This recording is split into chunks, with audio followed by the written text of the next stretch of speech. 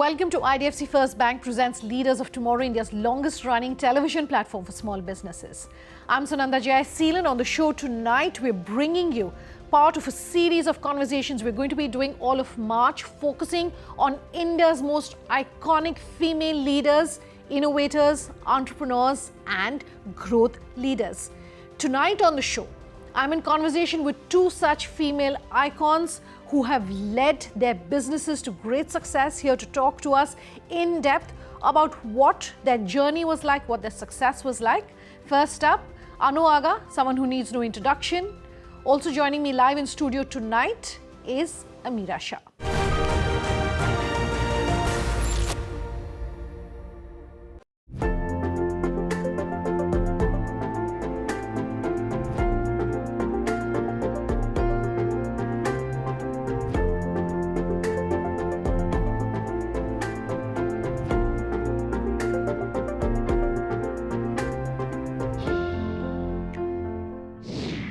Joining me live on the show tonight, Anu Aga, someone who needs no introduction. She is a stalwart when it comes to India Inc., a leader, a mentor to several small businesses. Ma'am, so good having you here with us on the show tonight.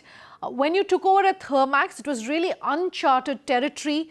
And since this is the first time that you're really speaking with us here on the show, I think it might perhaps be appropriate if you could talk to us about what those initial days were like for you, what those challenges were, what really that journey and that period for you was like. I didn't take over Thermax. It was thrust on me. My husband died, and the board decided that I should be the chairperson, and that also executive chairperson. In fact, it was on the third day after my husband died that the board met and made this decision. It was very difficult. I was really missing my husband, and then to be asked to take on Thermax, which is a technical company, and I've done my master's in social work. I'm not good at maths or finance or know anything about technical things. But prior to being thrust with this job, I was in the human resource, and I knew my people very well, and they wanted me to succeed. So I didn't feel at all embarrassed to say, I don't know, please tell me. And my people readily helped me. In fact, they were very keen that I succeed. So with their help, I could succeed. Another thing that helped me was I went for a meditation program called Vipassana a few months after my husband died. And for 10 days, when you're not allowed to speak or read or look at anyone, you go inside. And I got in touch with my strengths, and I realized I don't have to be a clone of my husband. I don't have to follow him. I can give out what I can give. A majority of small businesses in the country today are family-owned and family-led. You went really against that, the trend, if I can call it that, by bringing in professionals from the outside to run the company.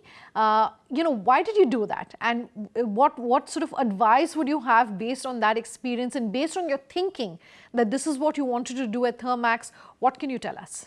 I think if you are wise, you will let the company run by the person who's most suited to run it. Just because I'm family, I may not be the best person. So after I took over, the company went through the downturn. The Indian economy went through the downturn. And just to give you an example, our 400 rupees shares were worth 36. So you can see what a fall it was. And we brought in Boston Consulting Group, and we made many changes. The industry and domain that you were a part of, ma'am, was still very male-oriented and dominated. What has changed when it comes to the workplace in general, when it comes to inclusivity? What really is happening on that front? What can you tell us? In our own company, though we have pushed to have more women, we have right now about 7%. But I'm very happy the new CEO has brought women at senior positions. Earlier, we had them at lower positions. So that's at least a good thing. The only company which I know has made a huge difference in a short while was Cummins. When Ravi Venkatesan was the CEO, he decided he's going to bring up the percentage of women to 25%. And one advantage they had was they had a women's engineering college. So they would recruit from there. The first right of refusal was for Cummins. But it is difficult. So women at workplace, especially in engineering company, are very few. But I'm hoping our company will do better in a few years. Talking about my experience, as I said, coming from an HR background, I had very good equation with my employees. And though they may be men or women, they helped me, they supported me and wanted me to succeed. So that's internally.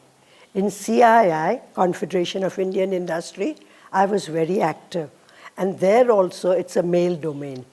And those people also really helped me, told me to come to them for any help I may need. And they also saw to it that I succeeded. So I haven't found men hindering my progress. In fact, I found them really cheering me as I did anything good. You know, since we're talking inclusivity, I would love to pick your brains to understand how can workplaces ensure that they're helping women manage both, really, the work front as well as the home front, and giving them that level playing field really for a lot of women who perhaps don't have a supportive ecosystem to help them really give their best at their jobs. What advice do you have? It would help if we had flexi timing or allowed women to work from home soon after they've delivered a baby for longer periods. That would definitely help. And COVID has shown that for many roles that's possible. I think in our company, we also used to say, this may be true for IT, but not true for our hardcore engineering company. But today we find that except for a few hours when everyone has to meet a few times a week, you can work from home. So that's the change the society has to make. Society has to realize that someone needs to look after the family and our future generation if we want a healthy society. It could be a man. If a woman wants to work, he could be at home. You are a mentor to several young entrepreneurs. So if you were to advise someone who's watching today's interview to say a leader should ideally possess these qualities, what would that be? One word, I would say wisdom. Because you can always hire professional people who are competent and specialized, but you cannot hire wisdom. Sure.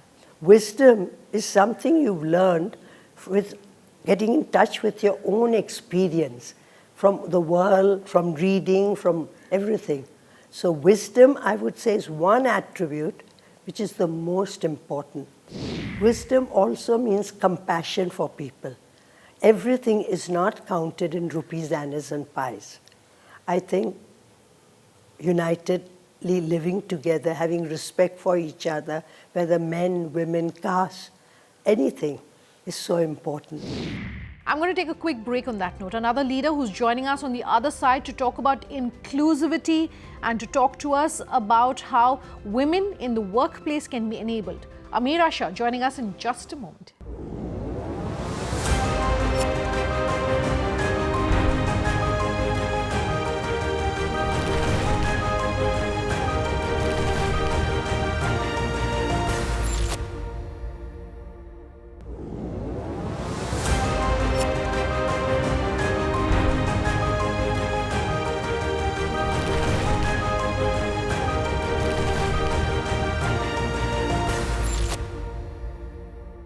Welcome back with us here on Leaders of Tomorrow. Tonight, my second conversation is with none other than Ameera Shah.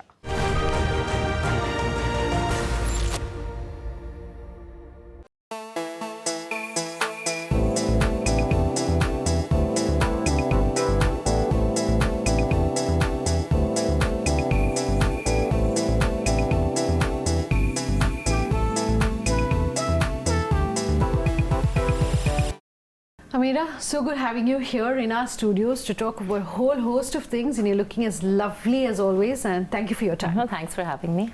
I planned this as a conversation really around Women's Day because we're doing a series of conversations with women leaders like yourselves. But now that we have you with us, I must talk about also what is happening in the diagnostic space and industry. But before I come to that, perhaps I want to kick off today's conversation by really talking to you about the fact that, data after data showing that fewer women are returning to the workplaces.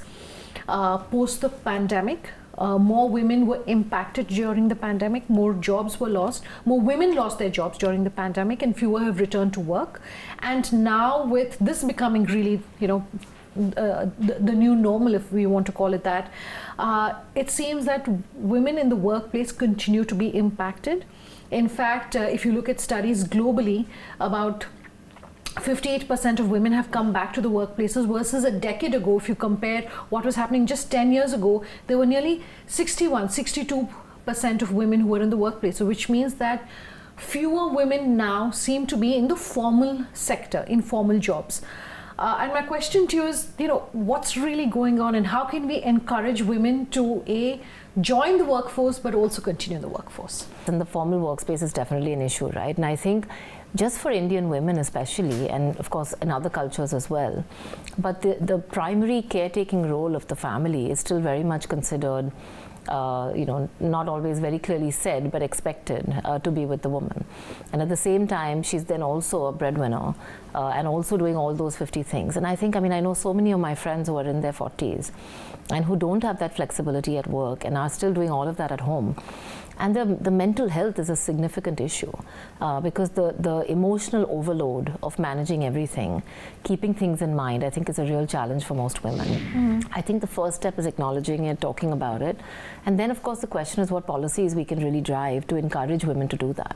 And this is not so much only about the women, it's about the men. It's about the men taking that responsibility of the home as well, taking responsibility for the children, because that's the only way you can have two breadwinners in the house and two caretakers of the house and the kids as well. And that's honestly a direction that I hope we as India move to, but it requires a lot of education along the way, and women need to stand up and ask that of their husbands as well, besides all of us who have sons, to train our sons in that direction. So fingers crossed, but I think government, corporate, individuals, families have to come together to drive this change. It's not going to happen just by the women themselves. So since you're saying policies, I'd love to understand, any policies that you can discuss with us that you have at Metropolis, which encourages more women joining, your business, encourages more of a level playing field in that sense that you can discuss. I think the first thing is culture, right? And I think the first thing is whether women feel safe in the environment, whether they feel they're given their fair due, whether they feel that they're enjoying the work culture. And I think a lot of that is just about not having any negative energy. It's about not having this really aggro, alpha male energy all over the place, which sometimes tends to be in very predominantly sales organizations. It's also about whether leadership is setting the right policies and expectations of their things being fair and equal. We all know this, that there's not equal pay for men and women, even today, in India and globally, and that's just shocking. Same job, different compensations, are not acceptable. Then there are, of course, policies like what Metropolis has done is we recently have done a sort of diversity, inclusion, equality policy where we've done something called Full Circle 2.0, where again women who've left the workforce because they had a child, they were pregnant, they had some crisis at home, now have the ability to come back into a similar position that they left, not taking a step down, not taking a back seat, but actually be able to pick up and start off again where they left off. And I think as more and more companies create these kind of cultures and policies, it will really encourage women to say, I don't have to choose, I can do both, and I don't have to compromise myself in the bargain and my mental health in the bargain to do it. So. Again, lots to be done, but I think there is progress, at least in the top 500 firms. Okay. You don't just lead Metropolis and lead it very successfully. You're also someone who's passionate about mentoring, both through your own efforts as well as speaking at multiple forums, etc. Why is it crucial to have female mentors, not just mentors, for young women starting out? I think people often don't realize that while there's a difference between being an entrepreneur and a professional, there's also a difference between being a female entrepreneur and a male entrepreneur. The journeys are very different. Your own background and your baggage is different. The kind of opportunities you get as men very easily don't come as easily to women. The kind of confidence and support you get as men don't come for women as easily. And the internal challenges of doubt, which women usually face, of guilt and doubt, are not the same ones that men face. So therefore, I think there is a concrete difference in the journey. So that's when I thought that, as a female entrepreneur, because the journey is different, having male entrepreneur mentors can be helpful, but having female entrepreneur mentors who actually have been through the same journey themselves can be even more helpful from different perspective. And that's where I launched Empowerist, which was a platform to really help women build their businesses by providing them the mentorship, the peer network, the knowledge, the skills that it would take for them to get to the next step and sort of move their businesses up a notch. It's super fulfilling for me just because it's a way that makes me feel actually really excited, fulfilled, that I'm making a difference in somebody else's life. And I think my only condition to all the women that I work with is never been, I have no interest in their money, I have no interest in their sweat equity, I have no interest in getting anything from them. But my only condition is that when you get to the space of doing well in what you're doing, you pay it forward to another few women, the same way that I'm doing with you. Okay. And that's the chain that we have to build. I want to talk about the diagnostic space. The theme that we're working with for the 11th edition of the Leaders of Tomorrow is Ideas for New India. And what are those big ideas that entrepreneurs need to be looking at and keeping their eye on as they're propelling themselves towards really capitalizing on the opportunities which are present? And the first and foremost, I want to talk to you about how health now as a concept is just becoming more I would say there's more awareness now on preventive healthcare rather than just illness compared to what was earlier. And I'd love to get your perspective on this and what are the opportunities there? No, absolutely. I mean, I think with people becoming more aware of their health during COVID, it's opened up a new category completely of preventive healthcare, which people never really focused on before. It was always, I'll get sick, I'll go to a doc and I'll then get my test done. And now it's allowing people to say, look, let me find out what's going on in my body up front. And I think that's wonderful. The flip side of that is that it's brought in a whole range of companies as well as firms which are trying to consumerize pathology, and which is great to do. We should use technology, apps, services in every way possible to consumerize it and get the consumer to be involved in their own healthcare. But the caveat is that we have to do that with fundamental clinical science being the base. In India, there is no regulatory framework for our industry. We have something like 300,000 labs, of which only 2,000 are accredited. No. That's a ridiculous number. Yeah. And those 2,000 are voluntary accreditations, right? Majority, 99.9% are not accredited. There's no minimum standard. So the risk for a patient or a consumer is when you go to any lab which is not following a certain minimum standard, is you may get a result that is not appropriate for you. And you're making very important life and death decisions based on that. So the only caveat to, I think, people getting into healthcare is, the underlying has to be good clinical science. What advice would you want to leave our entrepreneurs with, male or female, who are watching this interview, based on your own professional and personal journey? It's a journey that requires resilience because it's very emotional and can go up and down. It's a journey that requires you to balance your own emotions, because if you act out of ego or fear, you're going to make the wrong decisions like you will for your child, you'll make for your business. Yeah. So I think it's really a journey of self-introspection and awareness, if you ask me. But a journey that you have to just be patient and just keep going at. Be gritty, be resilient, be tough, because that's going to be a journey which is like a roller coaster, but a truly rewarding one, like parenting is. Good as always chatting with you, Ameera. Likewise. Thank you for your time. Thanks so much. All right. Thank you so much for watching tonight's episode. If you have any feedback for us, the details on your screens as we speak. For tonight, it's a wrap. Thanks for watching. Have a good night.